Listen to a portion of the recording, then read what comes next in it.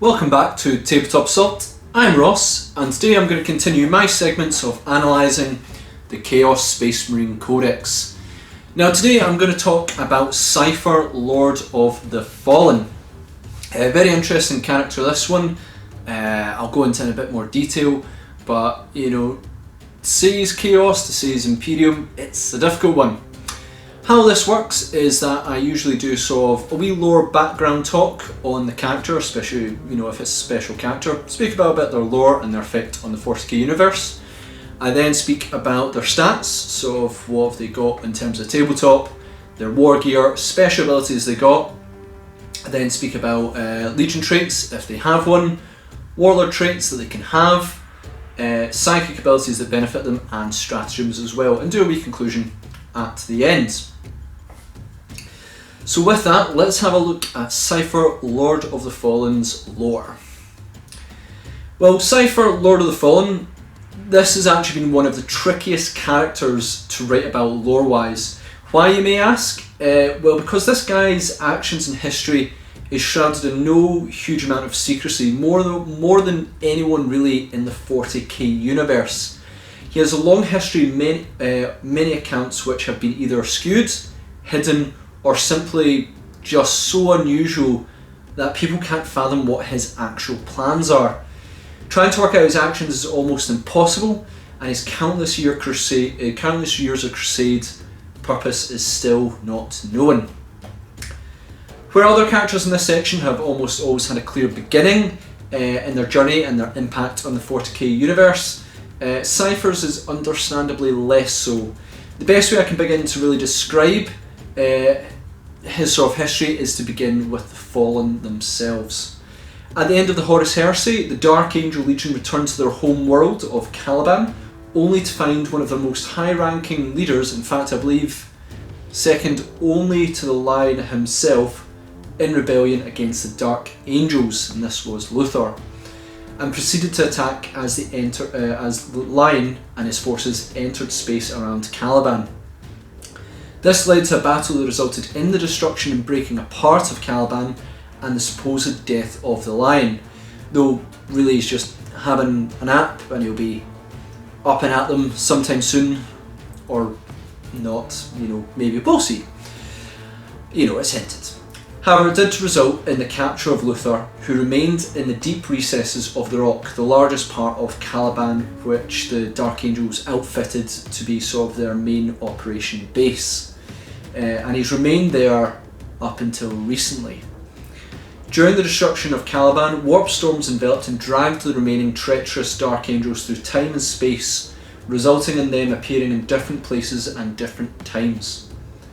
Since then, the traitors have been called the Fallen, the most hated enemies of the Dark Angels, and as the Fallen proved that the Legion harboured corruption, and the Dark Angels would do anything to purge them and hide this indiscretion. None is hated and wanted more than Cypher. The name Cypher is an interesting one for the Dark Angels as well, as although the man behind the name is not truly known, there is a history of the name, or more accurately the title of Cypher in Dark Angels history. The title of Cypher was one that was used in the orders of Caliban, making sure they kept to the high standards and ideals, similar to knights, etc. There have been several notable ciphers recorded, but no evidence, I believe, proves any of them are the current cipher, though there is speculation. It is also speculated that the cipher that travels the universe now is one of many, and that is still just a title, and that there has been many ciphers over the years. So yes, there has been the title of Cipher, has history to the Dark Angels, more to Caliban I believe itself, and so whether this is the same cipher that is running about, who knows. I believe it is, but there is many speculations on the guy.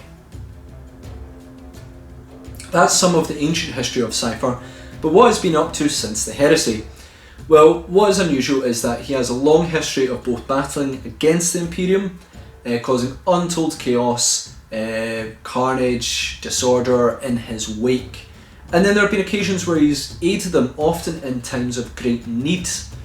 Cipher is described when seen as wearing ceremonial robes in a similar fashion to dark angels on which he is assumed to descend from, and with dark power armour underneath him, again similar to dark angel history. That's speculated for him.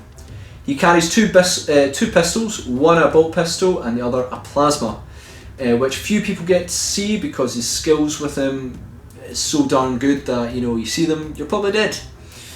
And he also carries a sword which at no account has he ever drawn. Even in probable dire need where his pistols aren't a viable option, the sword never gets drawn. Now, as far as I can see, there is no point he has actually drawn this sword that he's been carrying about with him a very long time. Whether you guys may know an occasion he has drawn it, let us know, but as far as I know he hasn't. And it's a big sword at that. There's speculation of what this blade could be. Many believe it's the Sword of the Lion, possibly to give back on his possible return, whether it's the Lion or the Emperor himself. He has shown history, said he wants to go visit the Emperor at some point, or as a blade he plans to draw as he executes the Emperor. So give it back to the Lion or the Emperor, or give it back to him in their chest. Who knows? We can't work out Cipher's plans. Recently, Cipher has assisted the Imperium by rescuing the Primarch Robote Guilliman, if I pronounce that right, when he was captured after his revival. Guilliman had little choice but to accept the offer of rescue. However, the demand from Cipher was an audience with the Emperor. Upon assisting Guilliman to Terror, he was taken into custody and denied his audience. However, in the end, Cipher did one of his most trademark moves, which he is perhaps legendary for, and this is for escape. Countless times he has managed to get away. The amount of times he has slipped past capture or when he's been captured and found an escape route is truly impressive. So we have a bit about Cipher. For someone where little is truly known about, there is a surprising amount of information speculated about him, on possible sightings or incidents he has caused. Whatever his plans will be, either they're going to be a great advantage for the Imperium or a damaging blow that they may never recover from. Who knows? Will we ever find out? So that's a bit about Cipher's history. How much of it is true, I don't know. How much I actually said about him himself, I don't know. There's a lot of information about him, but how much is speculatory or true is unknown. What we do know is his effects on the battlefield in the game. So let's have a look at that. So Cipher's stats are movement 7, so he's actually quite a bit faster than most Marines. Most are 6, so he's got an extra inch. Much faster than Death Guard. Weapon skill and ballistic skill 2. Again, pretty standard for like a Chaos Lord or captain in Space Marines that you want to make sure good in combat, and in his case good at shooting. Strength and toughness 4, so average for Marines as you'd expect. Wounds 5, again pretty average, he's going to be staying in the fight a wee bit. 4 attacks, not a great deal amount of attacks. Is it the same as Chaos Lord? Yes, so it's about the same as Chaos Lord, but trust me, that's not the big thing here. Leadership 9, pretty standard. Only going to be in effect if he's going to be getting stratagems and psychic abilities on him, really. He's not fleeing, because I don't think captures really can flee without, I don't think it's possible, without psychic or stratagems. And 3 up armour save. So again, he's not in Terminator armour or Artificer armour or any of this stuff, he's just in power armour. 3 up save is to be expected. He's a single model armed with his unique pistols. They are a bolt pistol and a plasma pistol, but not the regular kind. He's got frag and crack grenades as well.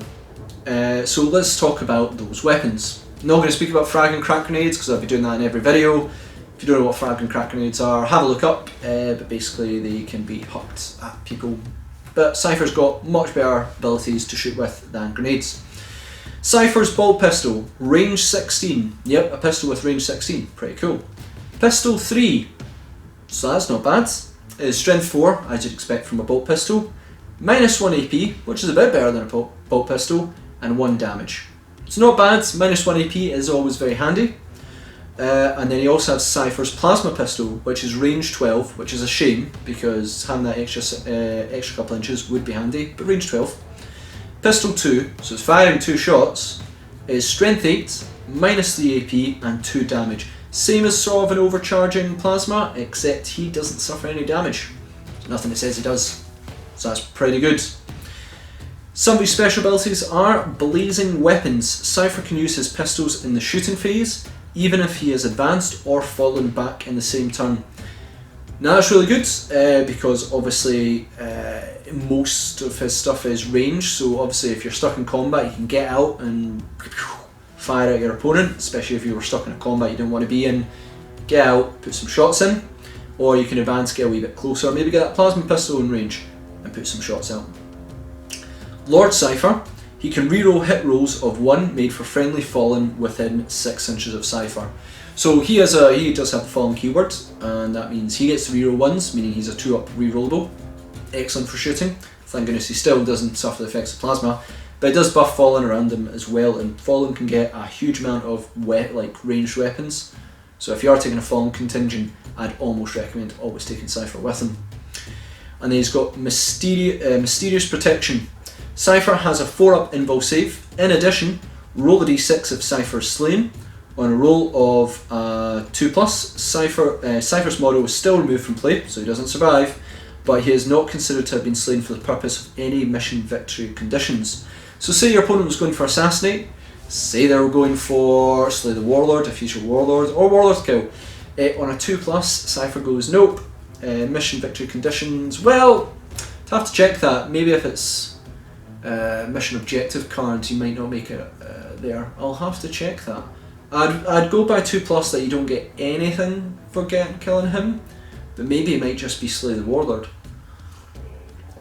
I'll look into that. I swear I try and do these tactical videos a wee bit better when I actually look into that.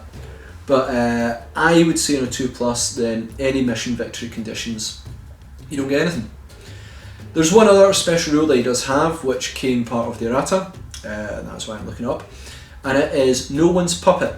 Cipher cannot use the demonic ritual ability, even though he has the chaos and character keywords. So yeah, no one's puppet. Basically, he's not as chaosy as some people, so he's not going to be summoning demons anytime soon. I'm all okay for that. You know, it'd be quite scary if you took him in an Imperium detachment and then were like, I'm going to summon some demons. I don't know if you can do that, but that'd be hilarious if you could. But I think they're like, no chance, you're not taking Cipher and summoning demons in the Imperial side. Don't know if you can, I'd have to check the rules on that one as well. By the way, the rule says no. So that's about Cipher on his tabletop rules. What I'd say about that is very important is that he has no combat weapon. Now in the lore there's actually talk about him having like a Catan blade that the Deceiver tricked him out of almost losing. It goes in and out of time. I didn't mention it in my lore talk because there's a wee bit talk on it, and that's sort of the only blade he sort of uses, but because it goes in and out of time, sometimes he has it, sometimes he doesn't, it's not represented on the tabletop. What's poor there, that means that in combat, Cipher has essentially got 4 attacks with no AP and no damage. He can fire his pistols in combat, as you can do, but not having anything in combat is really, really risky. Yeah, so he is a ranged guy first and foremost, and not even a long ranged guy. Tricky. So let's speak about his Legion traits, Warlord traits, psychic abilities and stratagems, and this is the funny part. So Legion traits. This is going to be simple because Cipher does not have one, and nor can he actually have one. This is similar to Fabius Bio, and this kind of makes sense. He is his own man, sort of in a way, and more than anything else, you will not gain the advantage of a Chaos or an Imperium Legion trait because he's not kind of with them. He's part of the Fallen, and there's an interesting part to know in the Fallen Angel rule for Fallen, which doesn't affect Cipher here because there's no point, is I think the same as the Dark Angels Legion trait. I would have to check. It doesn't affect Cipher, only Fallen. I'll get to that later. Very interesting. Either way, he doesn't really get a Legion trait. Thankfully, due to shadowy allies, same as Fabius, unit with the Fallen keyword do not prevent other units in the detachment from gaining the advantage of a Legion trait, which is handy. You know, you take him as a warlord, and you've got other chaos units, and then you go, well, you can't have Legion trait because he doesn't have it. No, you're fine. You're all good. However, to embark on a transport, you need to have a Legion the same as the transport. So I guess Cipher will be joining Fabius on foot. Or no, you can really never tell with Cipher. But because he doesn't have a Legion trait, and you need to have it the same as the transport you're embarking on, no transport for him. He is going to be running over the field, movement 7, kind of handy, firing his pistols. Warlord traits. I find this a weird that Cipher could be a warlord. I mean, he is a guy who works a lot in the shadows, but there has been cases where he's rallied troops and led them either in raids causing destruction and carnage, or inspiring troops to hold back their opponents. Either way, as far as I can tell, I can see you can get a Chaos Warlord trait, and I believe possibly an Imperium one, though I need to have a look at that.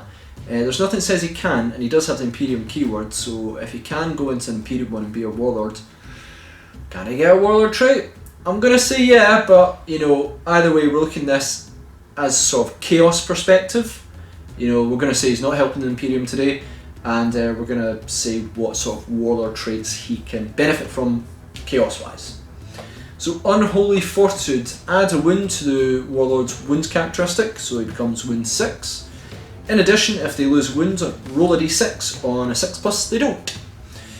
Simple survival traits, more than anything else. We all know that keeping your Warlord alive is pretty important in this game, so a chance to ignore wounds and have an extra one is very handy. Though on a 2+, if you do kill him, no victory points, which is handy as well. In all honesty though, in terms of Chaos, that's kinda it. Most of the traits benefit the combat phase, and Cipher does not do so well there. Guess that sword, you know, may help a wee bit, but you know, fluff, whatever that fluff may be, because we don't know. You could go with the general ones where it boosts leadership. I think that's in the main rulebook, or you may make an argument you can have Lord of Terror. However, as that means you need to be within 6 inches of the enemy units to take effect, and as I said, Cipher does not do great in the combat phase. I don't really recommend him scaring people with that one. I would probably go with Survival if he's going to be your Warlord, because you don't really want to be up and close with him. You can fire those pistols in combat, but generally you probably just want him running around the sides, surviving shots himself and putting shots back.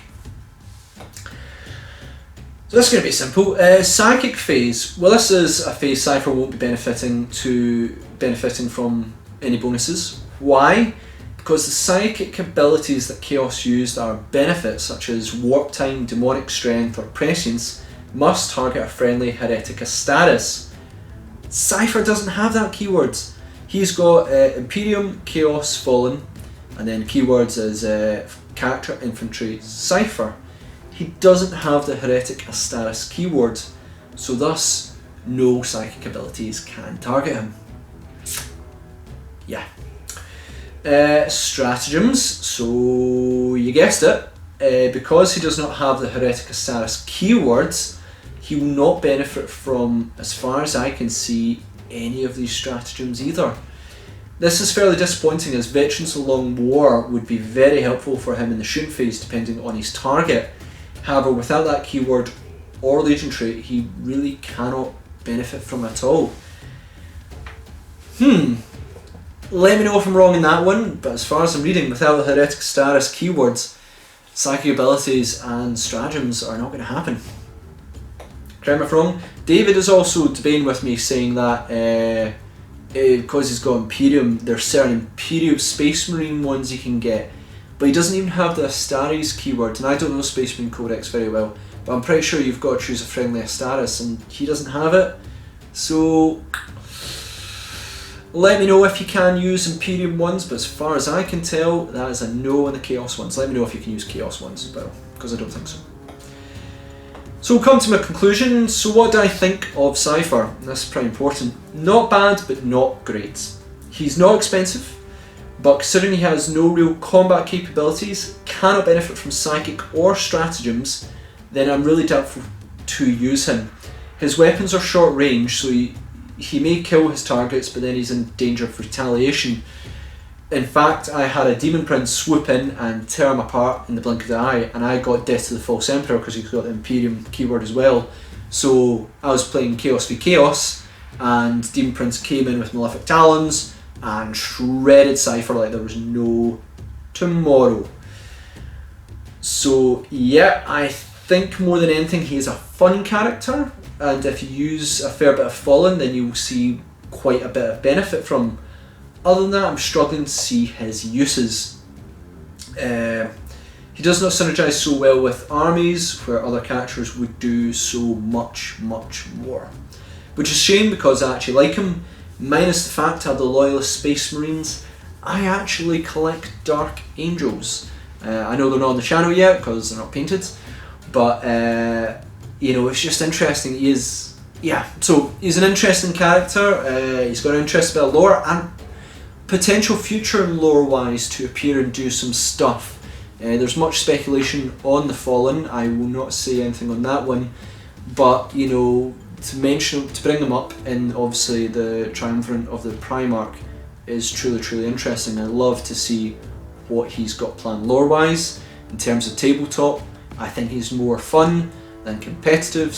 Don't think he's competitive, you know, super competitive, but he'll be a good bit of fun. I know Davis fielded him once and liked him, but I tore him apart, which was excellent. So thanks again guys for watching, hope you enjoyed. Please comment, share, like and subscribe on what you thought, and check us out on social media where we post a bunch of project stuff that we are working on, and also check out our Patreon page, which we should be launching when this video goes up the following Monday. We've got a small donation part where basically you just give us a hand, which is very helpful. And then we also have higher tier ones where you get a lot of rewards, such as then we're putting out one extra battle report to begin with, but we'll hopefully get more. You get you know, advanced screens, so we put out battle reports quicker. And we also do, I think, a Wednesday show where one of us, two of us, or three of us will do a sort of voice chat / typing, not one to one, but you know, in a community based talk. So that's for people who want to help us in terms of Patreon, because this hobby is expensive, and it really does help us make more content and more stuff for you guys. But with YouTube alone, we still put out all our regular content, including these, which will always come out on the YouTube channel. So thanks again, and we'll see you on another Tabletop Assault Battle Report.